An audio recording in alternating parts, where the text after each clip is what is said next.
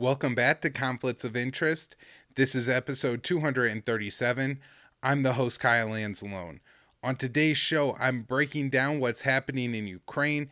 This is, of course, a huge news story right now, and so it would be really great for the show if you all could take a couple minutes to just get out there and share this episode.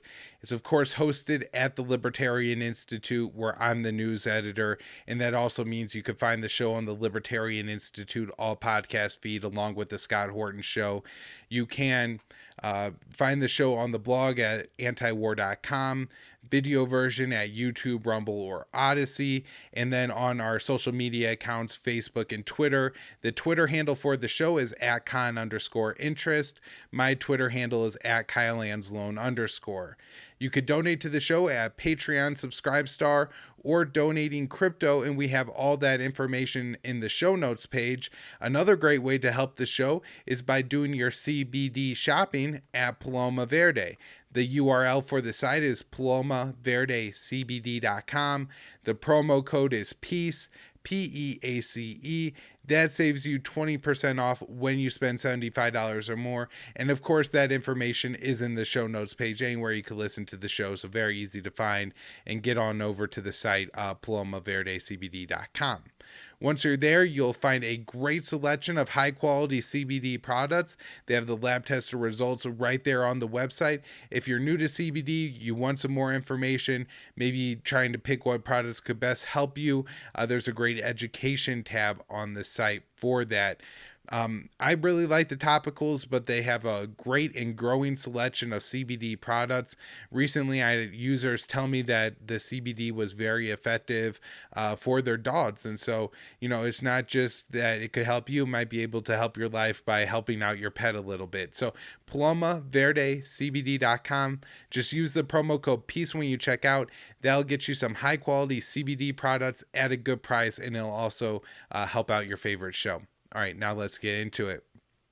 First story here, of course, is yesterday. That was Monday, the 21st. We had Russian President Vladimir Putin announcing that he would recognize the Donbas of Ukraine as independent, recognizing the two republics of Donetsk and Luhansk as independent states. Now, after this, Putin moved in Russian troops, said they were there on a peacekeeping mission. I think that's just, some flowery rhetoric that he's using. They're really not there for anything peaceful, but he did move in those troops into the Donbas. And so this, of course, came as we've been covering on the past week on the show, the escalating fighting in the Donbas region. And so, gonna roll back to 2014 real quick just to give, I think, the important context here, where this time 8 years ago, the U.S. under Barack Obama was orchestrating a coup in Ukraine. We know this because the phone call of the plotting of that coup between Jeffrey Pyatt and Victoria Nuland, two members of the Obama administration, were plotting that coup. If you want to go online, look up FDEU, you could listen to that phone call. The government that they put in place was not largely, but essentially supported by violent ethno-nationalists. Far right, I think, has lost its meaning, but legitimate like neo-Nazi factions in Ukraine. And so after they were empowered in the coup, they turned violent towards some of their ethnic Russian and other fellow citizens, and this eventually led to a civil war breaking out in Ukraine, with the Donbas being in rebellion from Kiev in the central government. The Donbas was certainly backed by Russia. There was no denying this, and the U.S. has gave Ukraine overt military support since the start of the Trump administration. After this initially broke out in 2014, it's worth noting that Obama withheld military support to Ukraine, in part because of the nefarious elements within the Ukrainian military and the corruption in that country, but also because, Russia would just meet it with escalation, which is what happened. And so in 2015, the Minsk protocols, the Minsk II agreement, were reached in what's called the Normandy format talks. That's Germany, France, Ukraine and Russia, and that created an unstable ceasefire that existed for about 7 years. The line of control, no territory has really changed hands during that time. However, there have been frequent violations of that, and people have died, including civilians, innocent people, either from artillery fire, sniper fire, and things like that. But this fighting has really intensified over the past week, with hundreds of violations reported. The most famous incidents in the U.S. press are, of course, the artillery strike that hit I guess it was claimed to be a preschool, some kind of school for young children. Definitely, something hit that building, and it could very well been some kind of artillery fire. There's also reports of a car bomb going off in the Donbas, as well as explosions at natural gas pipelines, I believe, in the Donbas. And then there was an incident on the border between Russia and Ukraine. This, I don't think, really involved the Donbas, although I think it was near that area, where there were 5 what I think Russia says as militants heading towards the border, and they were killed by Russian border security guards. Now, I did read 1 or 2 reports that said that 4 were killed, 1 was pretty extensively injured. So maybe that person later died, maybe that person did, and there's some misreporting on if all 5 died. Now, Ukraine responded to this by saying it was completely fake news, nothing happened, had no soldiers in the area. It's possible that, I guess, this could have been some kind of militant group within Ukraine that was either lost or crazed and did try to run across the Russian border, or it could have been some kind of mistake or even atrocity on the part of the Russian border guard, and this is how they're covering up. They opened fire on civilians they thought were militants. I don't know, but there is the report of that story. It could be a completely false story by Russia, or it could have been some kind of saboteur element, I suppose, although unlikely, by the Ukrainian military. Unclear of exactly what happened there, but those are some of the things that happened in the lead up to this announcement. We also had, and then this happened on Monday as well. And, depending on how you want to look at this, I think it's fair to interpret it as, Putin had his, I don't want to say puppets, but the people in Donetsk and Luhansk, the leadership of those areas who are dependent on Russia, release a statement saying that, hey, we would like to be recognized as independent. And then Putin went ahead and agreed to that. Or, they have asked for this in the past. And so the renewed fighting could have just prompted the ask, and then Russia granted it. It's worth noting that last week, this situation played out politically in Russia, where a more hawkish and opposition party to Putin had introduced a bill in the Russian legislature. I don't know if a resolution or a bill, something like that, but basically called on Putin to consider this offer. Then Putin's party put forward a bill that was a lot lighter in rhetoric, but basically had the same message, which is, Putin should consider recognizing these 2 republics as independent. The bill by the United Russia party, that's Putin's party, ends up passing, and then Putin releases a statement saying that, well, this isn't in line with the Minsk Accords. So I guess, possibly, if you want to give the most favorable interpretation of what happened to Putin, last week he considered it. Then there were intense violations of the Minsk agreement, the Minsk protocols with the ceasefire breaking in the Donbas, and that came at behest of the Ukrainian military. And then in response, the people of the Donbas panicked and asked, to be recognized as independent, because in that sense, Russia could then say, well, we're going to defend this independent state from aggression and move troops in. And that's essentially what happened. I think the other way to look at it, and this could be honestly just as likely, that Russia encouraged the people of the Donbas in some way to initiate increased fighting against Ukraine.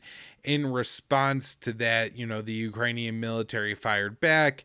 Russia then exploited those examples and those breaches of the ceasefire to say, something has to be done here, and then got their Prazis in the Donetsk and Luhansk to ask Putin for to be recognized as independent, and then Putin did it. And so, the truth is probably somewhere in the middle. Of course, the U.S. mainstream narrative is only presenting the second, but I do think there's probably some likeliness and some truthfulness to the first interpretation as well, where in some sense Putin's hand was forced on him, not necessarily like, he could have taken other options and all of that, but in some way, this probably was encouraged by the actions of the Ukrainians.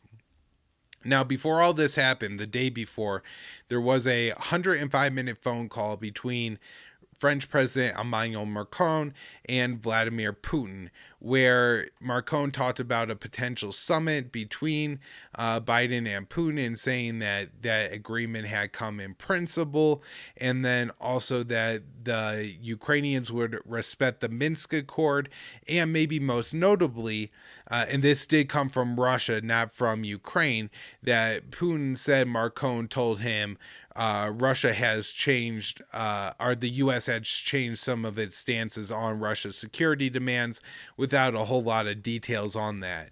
And so, I want to throw all that information out there. It seems to me that Putin must not have taken Macron very seriously. While I don't think, I'll get into a little bit of why I think Putin made this move, and while I don't think this will take all diplomacy between the U.S. and Russia off the table, and hell, it could even encourage it. But I guess, I do think that if, Putin could just pursue the diplomatic option, then that would have come at less of a cost to everyone, including Russia involved here. Now, maybe not. Maybe Putin said, well, the diplomat thing could be done, so I'm going to hurry up and take this before it becomes clear that diplomacy is a real option. But that seems to be pretty unlikely that that's what happened.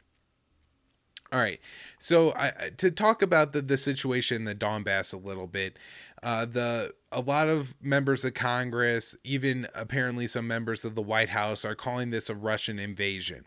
I want to say I don't think that's a really great way to describe what happened here, although, this it's not like you can vaguely describe it as an invasion. The Donbas has been in rebellion to Kiev and without assistance from Kiev for 7 years now. Russia provides a lot of the welfare and assistance. A lot of the people of this region are, ethnically Russian, but also hold Russian passports because Ukraine hasn't been issuing Ukrainian passports in this area for the past 7 years. And so, people got their passports from Russia in that case, right? So in a way, I don't think this is that big of a deal. Russia has already provided military support to the Donbas, and to say, this is, something equivalent to Russia invading and taking a city in like Kiev or something like that just doesn't really work. Now, again, it is, violations of whatever kind of rules that are supposed to exist between nations that keep the general peace, although that kind of rhetoric is so abused by the US that I really hate to use any of it, or to say this is a bad action or illegal action from Russia, because I don't really care about international law, or that's illegal. And of course, if that's the case, then the most illegal thing and the only real thing anybody should ever be talking about is the Iraq War being the real illegal action. This is so minor compared to that, right? So I guess that's one of the struggles I'm having with looking at this, where I'm not a big fan of waving your finger at other countries around the world. At the same time, these kind of moves do create more violence. It's likely going to intensify fighting in Ukraine, even if in some sense that this has already been happening for several years now and doesn't change a whole lot of things on the ground. Now, Russia moving troops into the Donbas, if those troops do go ahead and push further into Ukraine, then that's a different situation, and it's very possible that that is what Putin is doing here. So Yeah, I'm not really calling this an invasion. I don't think that's necessarily what happened here. Although I don't want to just put forward the Russian narrative of, oh, well, now we have an independent region, and since it's an independent region, they can make security ties with Russia. That really is too favorable to the Russian narrative to just describe it that way. Now, let's see what else on this issue. I guess let's talk about Biden's speech now, right? Because Biden then came out and announced today, that's Tuesday the 22nd, sanctions on Russia. Not as extensive sanctions as he's saying that we could have had. They didn't go as far as to remove Russia from SWIFT. I think he banned any purchasing of Russian sovereign debt, and of course targeted the Nord Stream 2 pipeline, which earlier in the day Germany had said was suspended as the Chancellor Olaf Scholz was considering how to move forward. The U.S. says it's in lockstep with its European partners on this, and so that the way Biden says it, Germany is definitely going along with these sanctions. Now, they have a completed pipeline that could easily transport liquefied natural gas from Germany into Europe and greatly reduce the energy prices. It seems absolutely impossible to me that even if Russia goes further into Ukraine, that pipeline is just going to sit there and rust away and go never be used. It seems like that's almost impossible that that's going to happen, and no matter what ultimately Russia ends up doing, at some point in time this pipeline is going to be turned on. Another real struggle with the sanctions is going to be to construct the sanctions in a way that's going to target and harm the Russian economy more than the American and European economies, right? And not like practically saying I don't like sanctions or anything like that, but from the standpoint of the Biden administration, Russia has been preparing for years. In Putin's speech on Monday, he gave like an hour long. It must have been Russian Festivus, airing of the grievances, everything that he hasn't liked. A lot of it was, I think, a little too much. Even as somebody who's pretty understanding that Russia does have legitimate security concerns and issues with what the West has done over the past, particularly 30 years. Some of the things he mentioned were just way too much. But one of the things he did say is that the sanctions, he thought would no matter what happened. I do kind of think that was the case. We already had the European, particularly the UK and Ukraine, really pushing for sanctions sooner. Some of the Baltic states and Poland, and also Congress was pushing these sanctions. The Republicans were going to do it. Even sanctioning Nord Stream 2, despite Biden really not wanting to do that. And so, if Russia drew this conclusion, that might not be untrue. That we'll never know the counterfactual now, but it's very well possible that was the right calculation to make. And so, having prepared for the sanctions and the fact that an energy market crunch is going to hurt Europe more than Russia, that this is a real problem as to what the U.S. is going to do here, and what the plan is, and how this could at all be effective. Biden also announced he was going to send more troops into Europe. I'm not exactly sure of all where those troops are going. It did seem some of them, he didn't exactly say the forces would be going into the Baltic states, but he did say that there would be military assistance in there, and that the U.S. would continue to provide military assistance to Ukraine. Now, I think probably the most notable thing about Biden's speech, and I'll get into this, why I think this in a minute, was that he did not use the word invasion when he talked about what Russia did in the Donbas, and said that the diplomatic option was still open.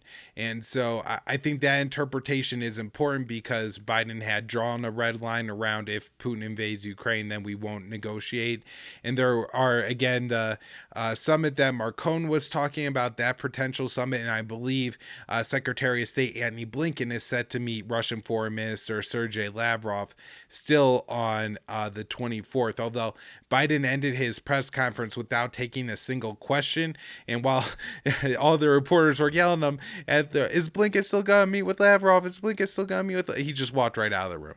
So we don't know the answer to that question. But the way Biden's the rhetoric in his speech makes me think that that meeting is probably still on. Now, all right, so let's get into like the world order thing, because I want to mention this. All the hots are saying Putin is disrupting the world order. Lindsey Graham and Joe Biden talked about this too, that this is illegal, that it violates the international world order. Sometimes they call it the post-World War II world order, the liberal world order, something like that. Really, this is no different than the Republicans. America has to be the world police. It's just, their euphemism for America imperialism and global dominance, and yes, that includes all the way into the former USSR and into historically claimed Chinese territories like Hong Kong and Taiwan, where we really try to, as Americans, say whatever goes on in the world has to be done the way America says it will be done.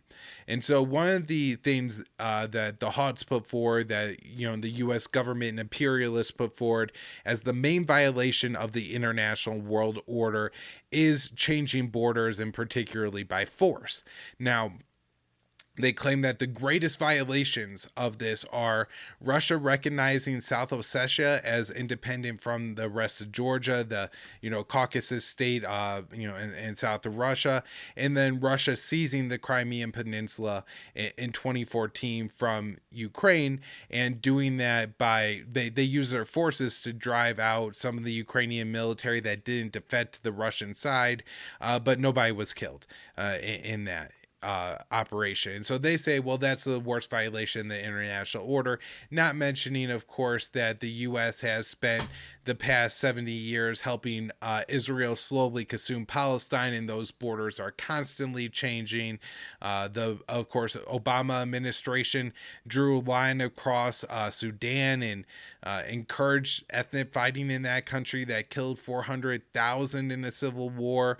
And then Morocco recognizing the Moroccan occupation and claim to Western Sahara, where there's like over 500,000 people who live there who want to be their own independent area.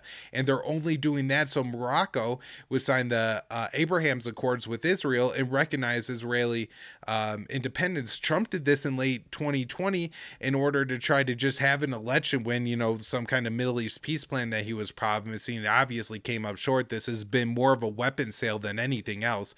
Israel has used this to sell weapons to Morocco, which I'm sure they're going to use for oppression. And of course, Israel getting recognized by more and more Arab states is what, one of their ultimate geopolitical goals, and to help them finally take all the territory from the Palestinians. If they could do that with a whole bunch of other world governments raising objections to it, Israel will find it a whole lot easier. And so that's, that's an example. Again, that even relates back to the Israel one, but where, Trump did it and then Biden agreed to it. We could think of tons of other examples, like, they created two countries in Korea right after the Second World War, or after the fall of the Soviet Union. They, dismantled, a whole bunch of different regions and create all these states like Kosovo and Serbia and stuff like that with their war in Eastern Europe. And so, the lines and borders could change all the time. Further, it's just a stupid standard, right? Like, if you compare changing borders to, say, like a regime change war, the regime change wars are far worse.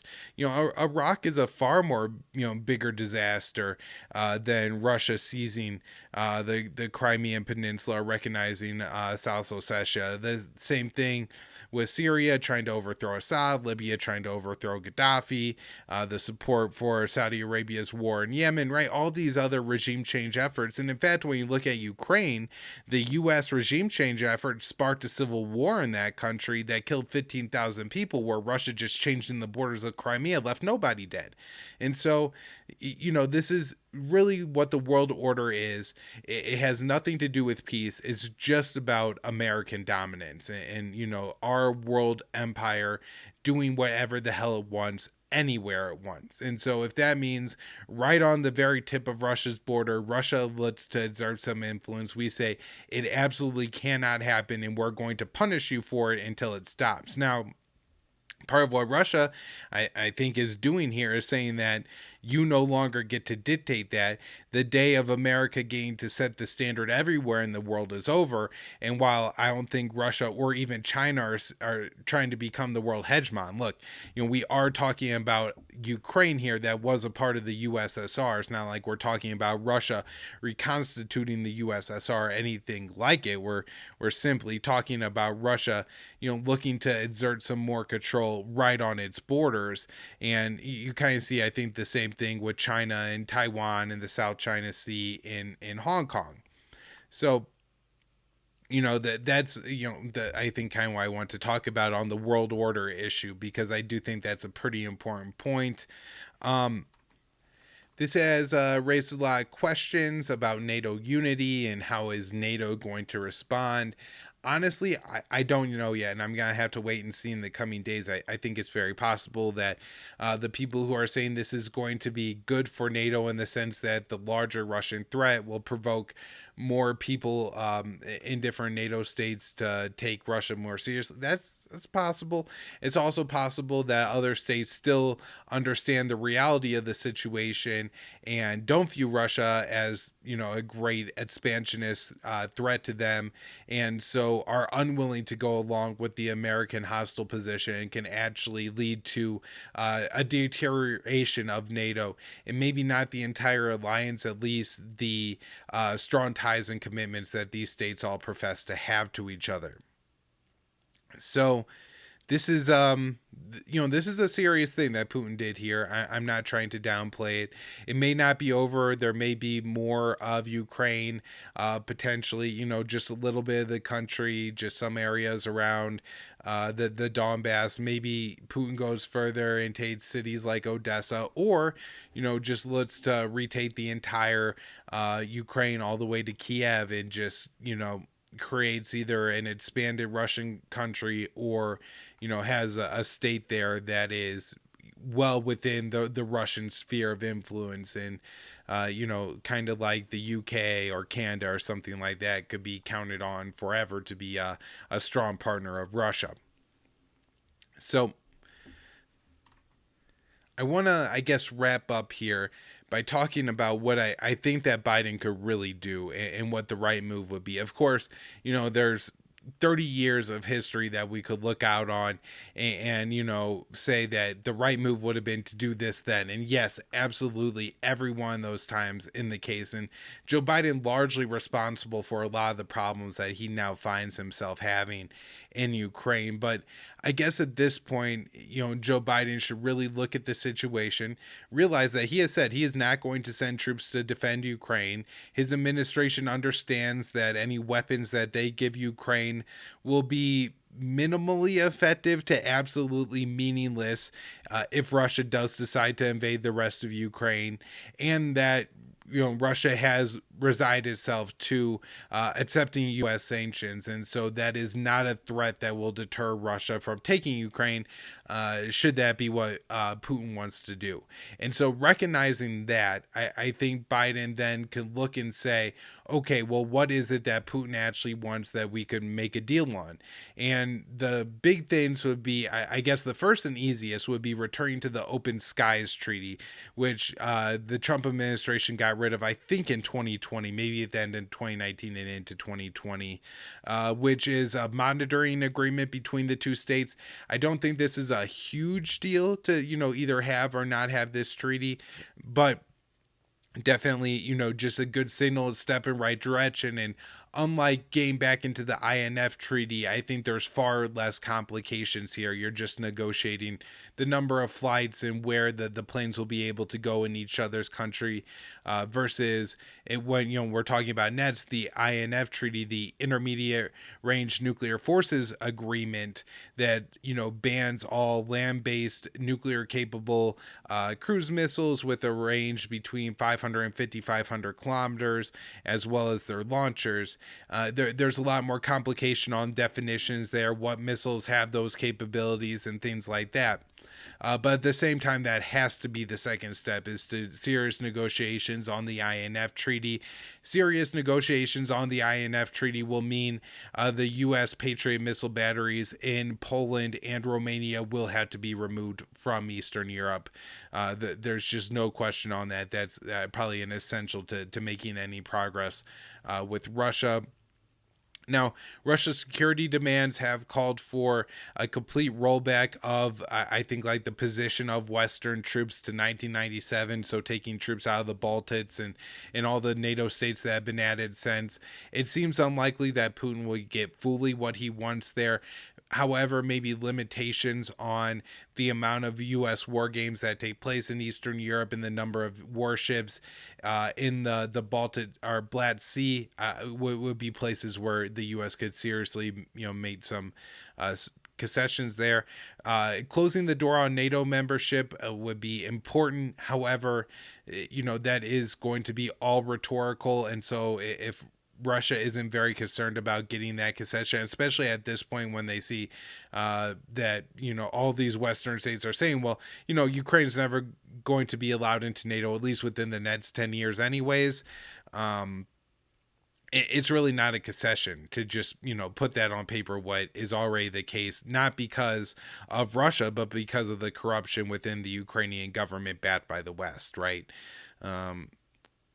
So then I guess the other major thing would have to be, some kind of probably overarching just security agreement where there's real conversations about like the U.S. flying nuclear capable bombers and other advanced aircraft near Russia's border, spy aircraft near Russia's borders.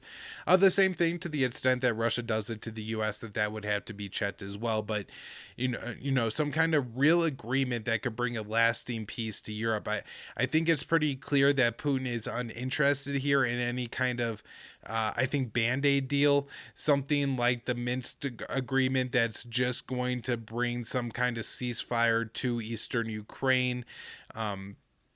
As I've been saying on the show for a while, one of the real concerns I have, and one of the reasons I've been worried that Russia was going to move forward with an invasion, was that Russia will consider anything that's not a security deal that really respects Russia's in security interest, and that be not arming Ukraine, would just be something that the West is doing so they could continue to arm and train the Ukrainian military until they feel that that military is strong enough to withstand Russia and then could be admitted to NATO or something like that. And so with that, maybe that's all I have for this episode. I'm going to be back with more shows this week. We'll be talking about Russia a lot more, of course, this week.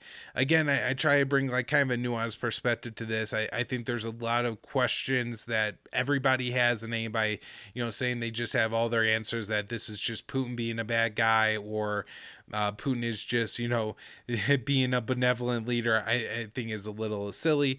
And just keep reading, and I'll be back with more shows later in the week. But there's a lot going on here. It's really crazy. There's a lot of potential options, and please just share the show. Libertarian Institute, antiwar.com, YouTube, Rumble, Odysee, Facebook, Twitter.